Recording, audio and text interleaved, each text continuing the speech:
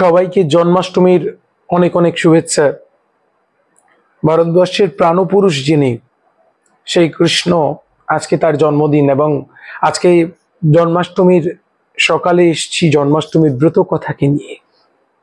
দেখুন, প্রতিটা ব্রত, প্রতিটা পার্বণের সঙ্গে কিছু কথা জড়িয়ে আছে। জন্মাষ্টমীর সেই জন্মাষ্টমী মানে গোপাল, গোপালের হাতের নাড়ু, জন্মাষ্টমী মানে তালের বড়া, জন্মাষ্টমী মানে নাড়ু।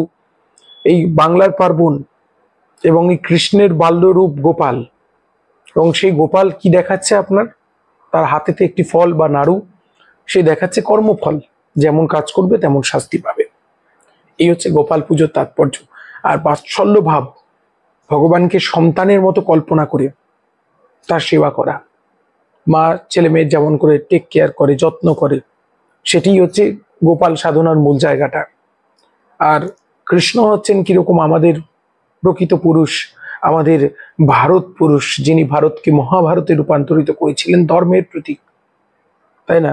যে যথা মাং প্রপদ্যন্তে ত্বাং তথৈব ভজম্যহম মম বর্তানুবর্তন্তে পার্থ মনুষ্যে সর্বস্ব, যিনি পার্থকে ধর্ম উপদেশ দিচ্ছেন কুরুক্ষেত্রের প্রান্তরে, জীবনের একটা চরম এক্সট্রিম পয়েন্টে নিয়ে গিয়ে, একটা যুদ্ধের মধ্যে নিয়ে গিয়ে যিনি ধর্ম কথা শেখাচ্ছেন, তিনিই হচ্ছেন কৃষ্ণ, এই দুনিয়ার সবচেয়ে বেস্ট মোটিভেটর। তার জন্মদিন আজকে, তার জন্মদিন। যিনি রাজভোগ ছেড়ে দিয়ে বিদুরের ঘরে সাধারণ কলা খাচ্ছেন, কলার খোসা খাচ্ছেন, তিনি হচ্ছেন কৃষ্ণ। তা এগুলো হচ্ছে, তিনি দয়া, মায়া, মমতা, ভালোবাসা, ক্ষমা, এগুলোর প্রতীক হচ্ছেন কৃষ্ণ। আমরা শুধু রাধা কৃষ্ণের প্রেম নিয়ে মাতামাতি করি, কিন্তু এর বাইরে সে প্রেম বোঝার ক্ষমতা থাকতে হয় আগে।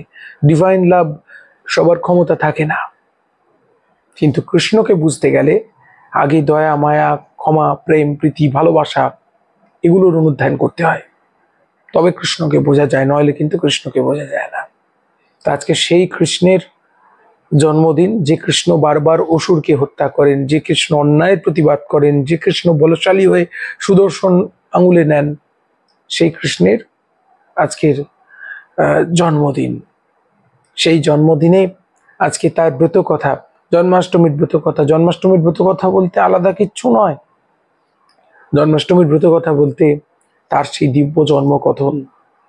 ভাগবতের আখ্যানে আছে যে তার দিব্য জন্মের কথা, কর্মের কথা যারা শোনে তাদের ভববন্ধন মুক্ত হয়।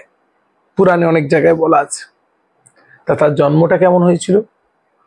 কংস বসুদেবকে নিয়ে, দেবকীকে নিয়ে রথে চড়ে যাচ্ছিলেন। এমন সময় দৈববাণী হলো যে ওপর থেকে, যে তোমার এই ভগিনীর সন্তানই, অষ্টম গর্ভের সন্তান, তোমার মৃত্যুর কারণ হবে। তিনি কি করলেন? তিনি তৎক্ষণাৎ হত্যা করতে উদ্যত হলেন দেবকীকে।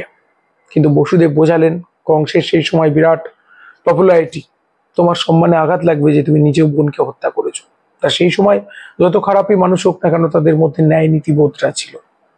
তখন কি করলো? কৃষ্ণ বসুদেবকে সে কারাগারে বন্দি করে রাখলো। বললো, একটাই শর্ত দিল, তোমাদের একটা একটা করে সন্তান হবে, আর তোমরা আমাদের কাছে আমাকে দিয়ে দেবে। এবং কি করলো?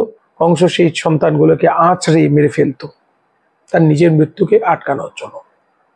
তা কংস অত্যন্ত দুরাচারী, নিজের বাবাকে পর্যন্ত কারারুদ্ধ করে নিজের সিংহাসনে চড়েছিল। এমন করতে করতে যখন অষ্টম গর্ভ এলো, ভগবান তিনি ছল করেন। এরকম হলো, সেই বিনিদ্র রজনী, কংসের কারাগারে প্রহরীরা সবসময় সদা জাগ্রত হয়ে রয়েছে।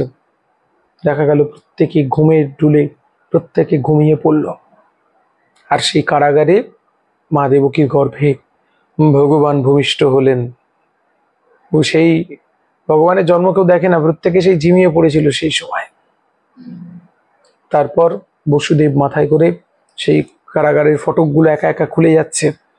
বসুদেব একটা পেটের ঝুড়িতে মাথায় করে নিয়ে যাচ্ছেন তাকে নন্দালয়ে রেখে আসার জন্য।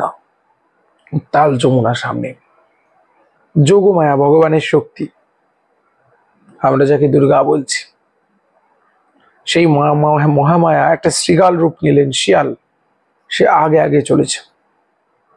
ওই যমুনার পাড়ে গিয়ে বসুদেব ভাবছেন, কি করে পেরোবো এই যমুনা, উত্তাল যমুনা, বৃষ্টি হচ্ছে, প্রচন্ড ঝড় তুফান। তখন শিয়ালটা আগে আগে যাচ্ছে, আর উত্তাল যমুনা হাঁটু জল হয়ে যাচ্ছে। বসুদেব মাথায় করে কৃষ্ণকে নিয়ে চলেছেন। কৃষ্ণ বৃষ্টিতে ভিজছেন, সদ্যজাত শিশু তো। উপর থেকে অনন্ত বাসুকী নাগ যেমন করে বিষ্ণুর উপরে ছত্র ধরে, সে ছত্র ধরে ধরে চলেছে। অবশেষে কৃষ্ণকে রেখে আসা হলো। তার এই দুর্যোগ কবলিত রাতে আগমন, এটি হচ্ছে জন্মাষ্টমী। আর পরের দিন নন্দালয়ে বিশাল উৎসব, সেটি হচ্ছে নন্দোৎসব। এই হচ্ছে জন্মাষ্টমীর ব্রত কথা।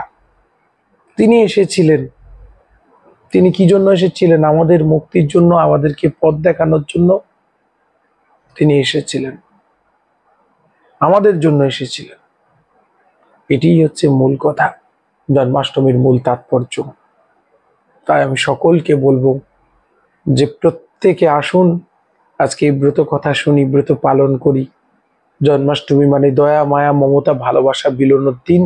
সকলের সঙ্গে সকলের ন্যায় নীতি ধর্ম সম্পর্কিত প্রত্যেকের ধর্মবোধ নিয়ে সৌভ্রাতৃত্ববোধ একত্রিত করার দিন। আর কৃষ্ণ আমাদের হৃদয়ে থাকুক, আমাদের মনে থাকুক, তাই না? শুধু হরে কৃষ্ণ বলে চিৎকার করলে হবে না, আমাদের হৃদয়ে কৃষ্ণ আসতে হবে। হৃদয়ে কৃষ্ণ কখন আসবে? যখন আমাদের মধ্য থেকে হিংসা, আমাদের মধ্য থেকে লোভ, আমাদের মধ্য থেকে ক্রোধ, এগুলো সব আস্তে আস্তে করে কমে যাবে, তাই না? আর চিৎকার করতে হবে না, উই ওয়ান্ট জাস্টিস। সমাজ পরিবর্তিত হবে যদি আমাদের হৃদয়ে কৃষ্ণ বসে। প্রত্যেকে কৃষ্ণ জন্মাষ্টমীর প্রত্যেককে আন্তরিক অভিনন্দন, শুভেচ্ছা। খুব ভালো থাকবেন।